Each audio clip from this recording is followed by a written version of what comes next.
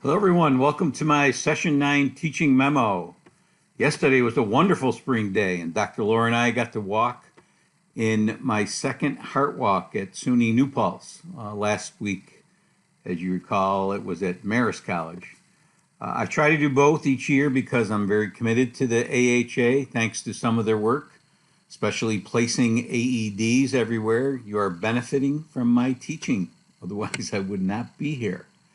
Opening day for baseball was yesterday, so spring is officially here. Unfortunately for you Yankee fans, they lost to the Rays. Tanaka did not last long. Very disappointing, very disappointing. Red Sox start their season at home this afternoon, and Dr. Tom will be following that game. Okay, housekeeping. I finally finished giving feedback to everyone on their first draft. If I haven't done that, and I may have overlooked somebody, I know I just found somebody's today that I said, oh my goodness, I never gave this person feedback, so I did it this morning. So make sure you check. If you're someone who didn't get feedback from me, check the revise or the feedback discussion board. And if I have overlooked someone, please email me ASAP so I can do that. I've created new groups now, so you can post your revised test to this new group, and you will take the tests of the people in your group and as many others as it takes to do to get the 6. So there's only 4 people in your group, you need to take 3 tests from outside your group. If there's 5 people in your group, you only need to take 2 tests outside your group. But if you want a distinguished on your timeliness, make sure you take. You don't have to give feedback; it's not mandatory. But I would say if you see something that needs correcting, you should give that feedback. But it's not mandatory this time, but it is mandatory that you take the tests of at least 6 people. Start with your group. And again, make sure you revisit your group later in the session. This is a long session. This goes to April 23rd, so it's 3 weeks long. And you know there are people who aren't going to post their revised test until the Sunday, March 23rd. I don't know why you would wait that long, but people do.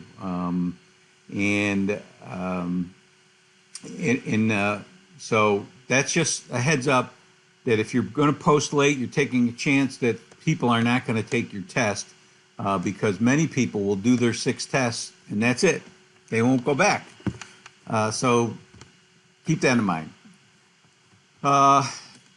I also mentioned earlier that the true-false test, I think I believe I mentioned this.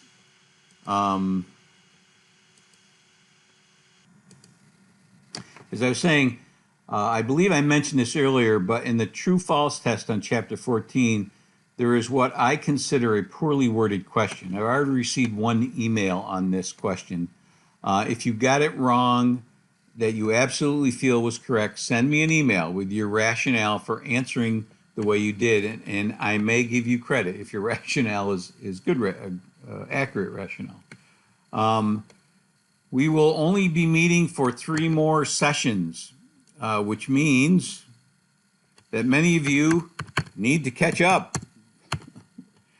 And others can start working ahead on the remaining assignments. I notice some of you already have, including vocabulary in your own words, which you should have been doing all along, and the 3-part analytic summary. So if you go into session 11 or 12, I believe, you'll see the instructions for the 3-part analytic summary, and you will be able to start working on that because there's 3 parts to it, and part of it is reflecting on your results, part of it is reflecting on the test creation process, and part of it is talking about what you learned about the EdTPA. And you have to cite sources in each section. So you might want to start doing that in this 3-week period. You also should be doing your vocabulary in your own words. I believe that is also due on the next to last session or the last session. So all good things to do during this 3-week period. I'll be grading your double entry journals on Popham's test prep chapter 14 and the connections you made to all of the other test prep material and test anxiety articles that I shared in course materials. The bottom line is that if our students are prepared, they will be confident, which in turn alleviates stress. There are also a myriad of pressure relieving, reducing strategies like meditation, breathing, yoga, and other activities that you can do to make things less anxiety producing. So you can control this. It's not something that's out of your hands. Oh, the stress that just my kids are under, it's unbelievable. Well, you can say that, but now you know there are ways that you can relieve it or alleviate it. So knowledge is power. This topic is so important because there's so many veteran and new teachers that are not aware of the educational defensibility principle or that there are ways to relieve test anxiety. The biggest thing, in my opinion, is your attitude about the tests themselves. If you believe strongly that these tests are wrong and don't assess accurately, and you're advising parents to opt out or otherwise should not be used, you need to be extremely careful not to pass this along to your students. I liken it to elementary teachers who dislike math and pass that along to their students. Unethical, to say the least. Unfortunately, this is often done unconsciously, so be aware of your attitude. All right, session 10. This week's session deals with another important and hot topic in the assessment field, formative assessment or assessment for learning. Many teachers believe they are doing formative assessment by using typical large group question and answer strategies or by walking around and observing. Au contraire, mon frère. This session, you will read a short piece entitled The Term Paper Assignment, which most of you will relate to, and on which you should begin your discussion board. It's an activator. It's meant to activate your discussion about what good grading practices look like. Mr. Jones is a typical teacher who does not know how to go about using assessment to enhance learning. Assessment should be part of the learning process, not something that happens at the end.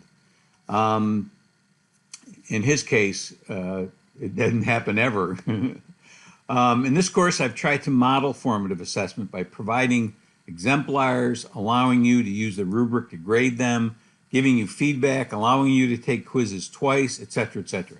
You should have no excuse for not knowing how to go about it. I especially want you to watch the Emily video and make sure you connect to Miss W and how she goes about teaching the writing process. You may see some familiar things in there.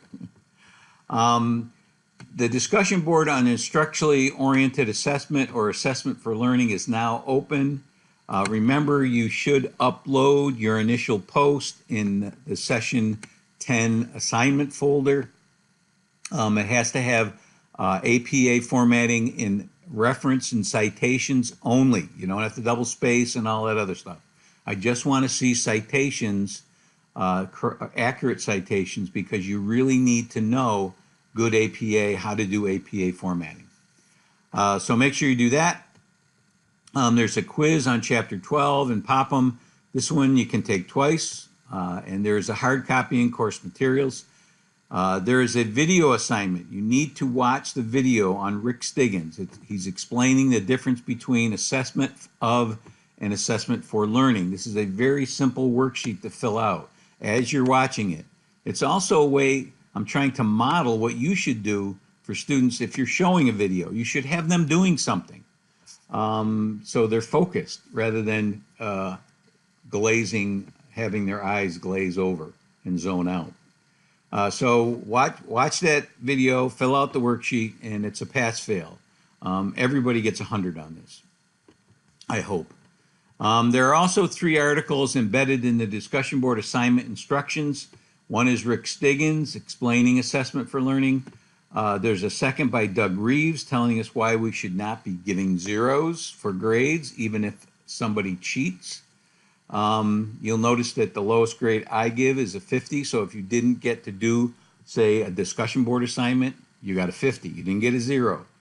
And there's another handout by Ken O'Connor about grading practices that distort achievement, something that many people still aren't aware of because old grading practices are embedded in our brains because that's what we've experienced. This is one of my favorite discussion boards. I think all my discussion boards I like because they're very pertinent. I'm looking forward to some heated conversations, especially about grading practices, averaging grades, giving zeros, giving second chance, allowing do-overs, and then counting it for full credit. We have 2 weeks off, but if you want advanced credit on this discussion board, you need to make your initial post by Wednesday. To get distinguished, however, you don't have to make your first post until April 16th. So technically, that's when I'm saying you need to have your initial post done by April 16th. So enjoy your holidays, and I will see you all in 3 weeks.